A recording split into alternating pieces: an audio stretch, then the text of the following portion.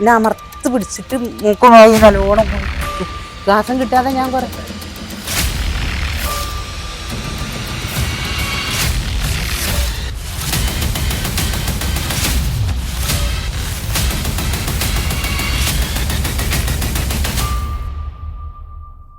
വിശദമായ വാർത്തകളിലേക്കാണ്. വണ്ടൂർ അമ്പലപ്പടിയിൽ ഒറ്റയ്ക്ക് താമസിക്കുന്ന വയോധികയെ ആക്രമിച്ച് കണ്ണിൽ മുളകുപൊടി വിതറി സ്വർണ്ണാഭരണങ്ങൾ കവർന്നതായി പരാതി.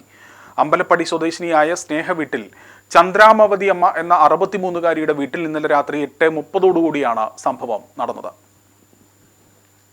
പുറത്തെ ശബ്ദം കേട്ട് വീടിന്റെ പുറകുവശത്തെ വാതിൽ തുറന്നു നോക്കിയപ്പോഴാണ് മുഖംമൂടി ധരിച്ചെത്തിയ 3-അംഗ സംഘം വീടിനുള്ളിൽ അതിക്രമിച്ചു കയറുകയും കണ്ണിൽ മുളകുപൊടി വിതറുകയും ചെയ്തത്.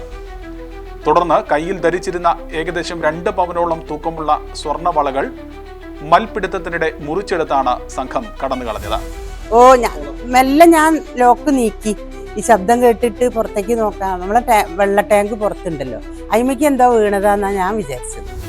പക്ഷെ ഇത് ഞാൻ തുറന്നപ്പോഴേക്കും ഇവര് വണ്ടി കയറിയില്ലേ, ലൈറ്റൊക്കെ ഇട്ടിട്ടാണ് പുറത്തേക്ക് ഇറങ്ങുന്നത്. പിന്നെ ഞാൻ പറഞ്ഞില്ലേ, എന്നെ ആയും മൂക്കൊക്കെ പാടെ അടച്ച് പിടിച്ചു. മുളക് പൊടി ഇട്ടതൊന്നും വെച്ചപ്പോ തോന്നണില്ല. എന്നിട്ട് അവര് കുറെ വലിച്ചു. അപ്പൊ ഒപ്പമുള്ള ഒരാള് ഈ പിടിച്ച ആളില്ലേ, അയാൾ പറയുന്നുണ്ട് വേഗം വേഗം എന്ന് പറയുന്നുണ്ട്.